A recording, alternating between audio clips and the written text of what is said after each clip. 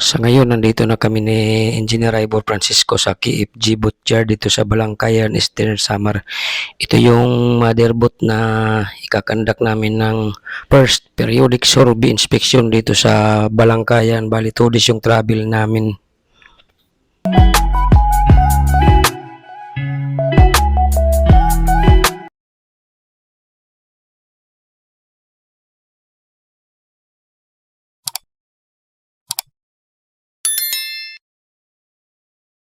Good morning mga ka-TV. So welcome sa panibago ko na namang vlog.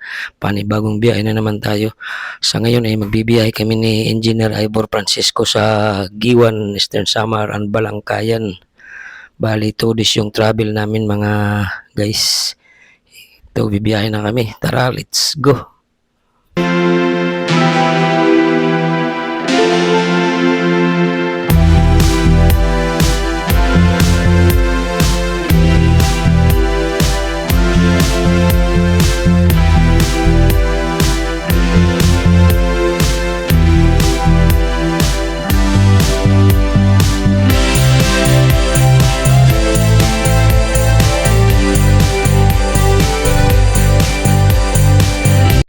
Sa ngayon, nandito na kami sa may traffic light ng Pawing Palulite. Bali, mag-aantay pa kami ng 99 seconds bago kami makatawid. Kasi medyo matagal-tagal dito yung traffic light sa may Pawing. Kagagaling lang namin sa office namin, kalalabas lang mga 150 meters pa lang yung distansya namin galing sa office.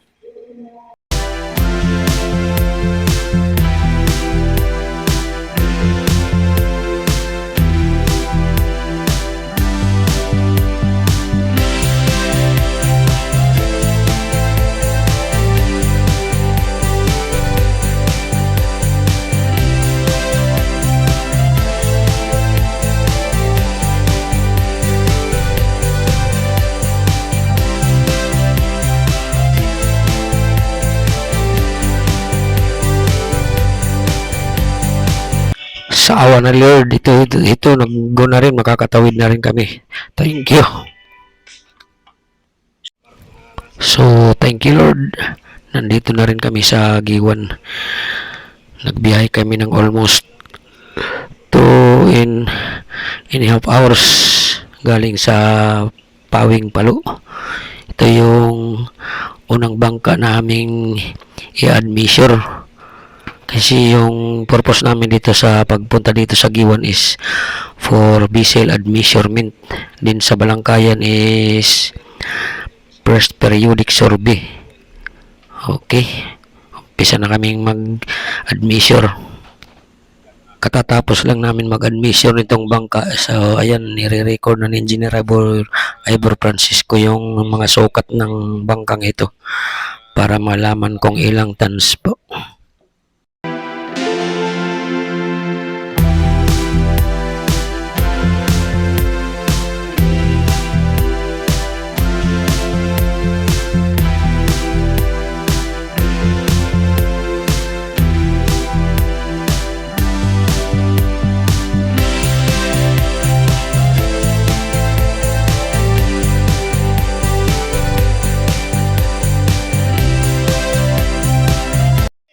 Nandito na kami sa Barangay Tubabaw, Giwan, Eastern Samar. Sumakay kami ng maliit na bangka na pampasahero pagtawid dito para mag-admeasure kasi marami kaming admeasure na mga bangka dito ng mga passenger vessel.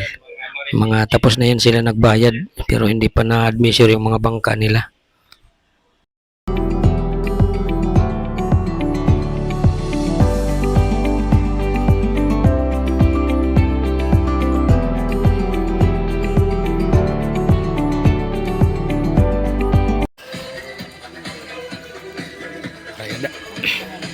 Aray tubig.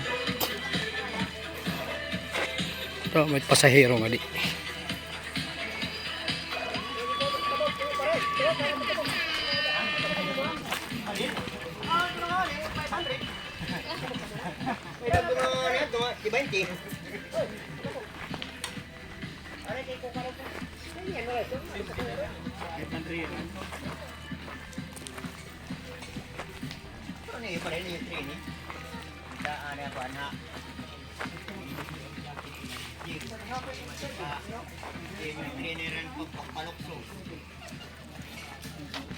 So yung mga taga-bangka na yung pinasukat namin ng kanilang mga bangka kay nakakapagod na rin, medyo marami na kaming nasukat kanina pa.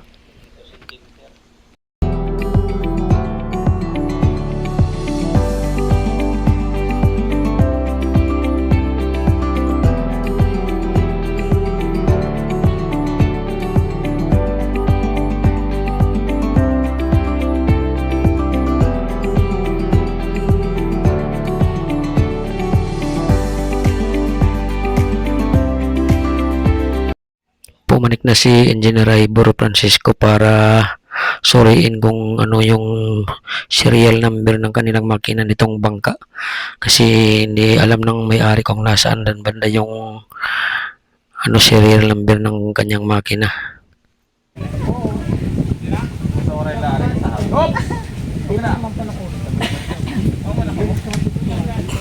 Ha?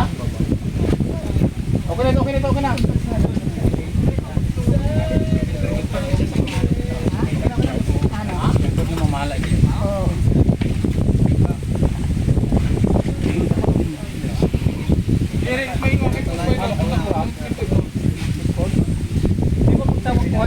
Dapat baka nakaon. Sino na? So tapos na kami mag-admission ng mga bangka dito sa Giwan, kasama na yung sa Barangay Tubabaw. Bali 26 lahat yung admission namin ng mga bangka. So ngayon ay magbibiyahe na kami papunta sa Balangkayan at doon na rin kami mag-sleeping dahil bukas magkakanda kami doon ng periodic survey at saka boatyard inspection. Then parang may pahabol pa yata ng Borongan, mayroon pang mga i-admission doon ng mga fishing. So okay, bibiyahe na kami mga ka-TV. Let's go.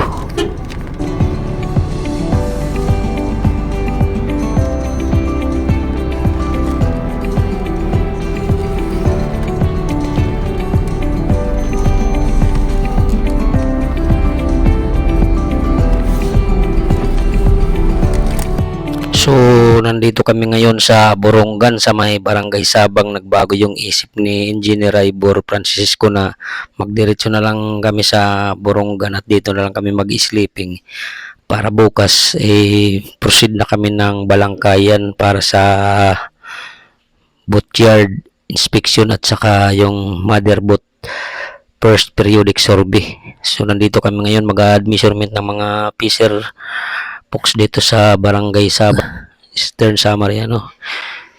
Bali marami pa rin kami dito ng admission. Pahabol ng staff namin sa Giwan si Mr. Giovanni Badokdok. Tumawag kasi siya sa amin.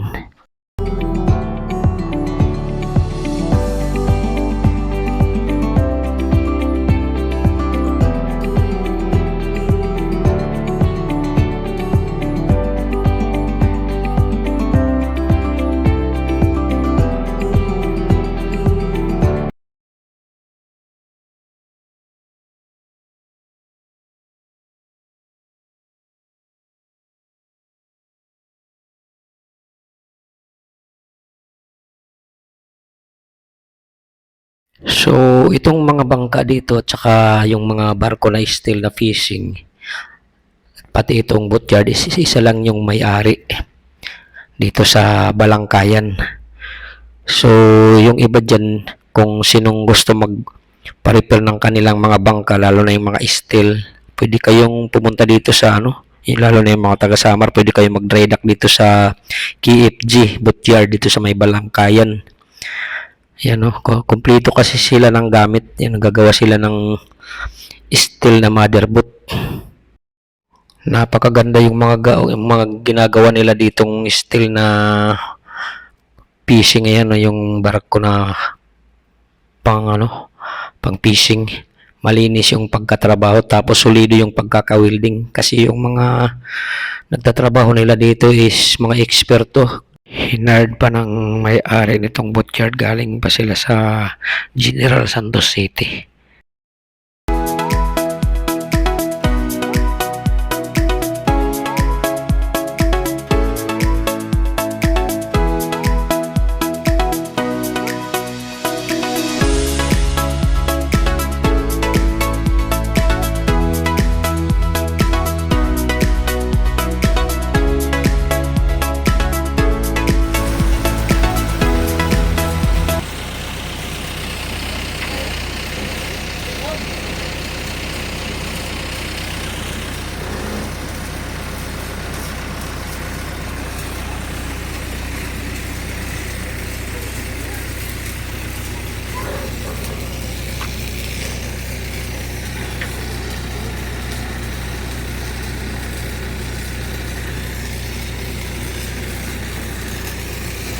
Ayan, tinitingnan at pinagmamasdan ni Engineer Ivor Francisco yung nagtatrabaho, yung welder. Yan kasi napahanga siya sa pag-wielding nitong nagtatrabaho nitong barko. Full weld kasi, hindi kagaya sa iba dyan na yung mga welding ispat-ispat lang. Ayun, tinitingnan siya ni Engineer Ivor Francisco kasi si Ivor is din yan, naval architect, siyang nakakaalam dyan sa mga ganyang klaseng pagtatrabaho parte sa barko.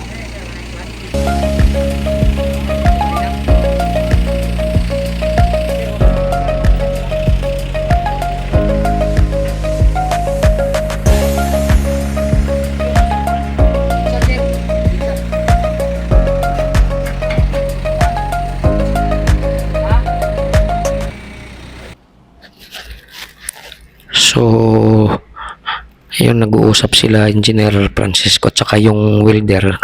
Mayroon kasi siyang mga katanungan tungkol dito sa ginagawa nilang barko. Ayan o. Kasi mamaya-maya ipapanik na kami dito sa barko para mag-umpisa na yung periodic survey, mga ka-IDTV. Ayan. Yan yung mga bulkhead. Napakaganda yung pagkakagawa nila ng bulkhead. Ayan o. Mga na yung bodega, lalagyan ng isda yung mga huli. Yan, maraming bulkhead na ginawa, bali 6. Dito na kami sa taas, mga guys. Tinitingnan na ni Engineer Francisco yung mga papel nitong yung diesels plan nitong barko.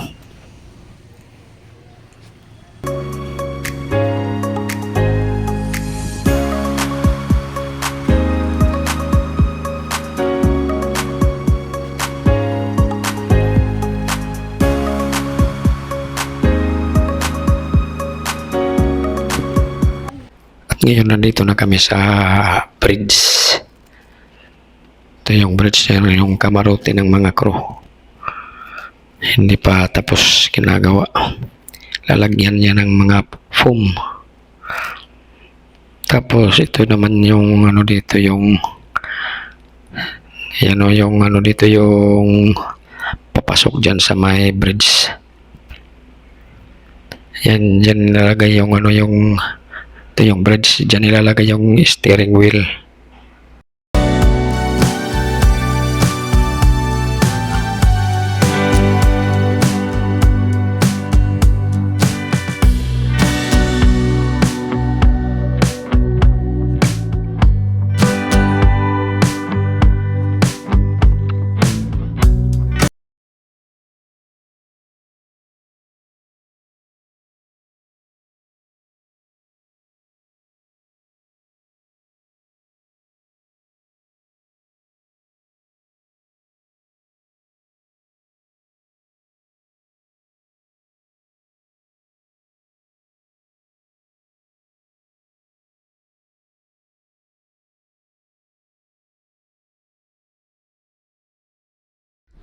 Ngayon ay tapos na kaming mag-conduct ng periodic survey dito sa Balangkayan. So ito, magbibiyahe na kami, pauwi na sa Tacloban. Bibili lang ng tubig yung kasama ko, si Engineer Francisco.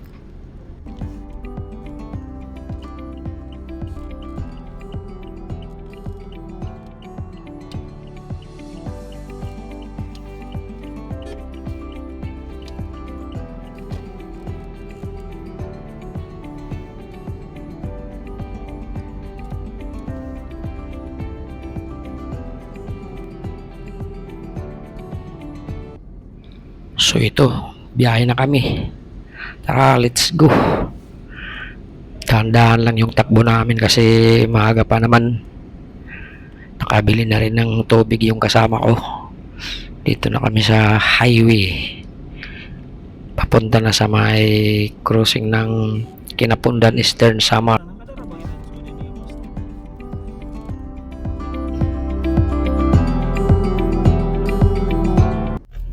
So yan, nandito na ako sa labas ng office namin, kakaliwa na, papasok na. Galing ako sa Shell, nagpagas. Dahil galing kami sa travel sa Giwan at Balangkayan, mga ka-TV. Yan, papasok na ako yan, oh. So, nandito na ako sa office namin, kapapark ko lang galing sa Silag Pagas. Hanggang dito na lang muna itong aking video at sana tabayanan nyo pang susunod kong mga videos, mga vlog, mga ka-EdTV. Kung bago ka lang sa aking YouTube channel, EdTV, pakilike and subscribe na lang. Maraming salamat.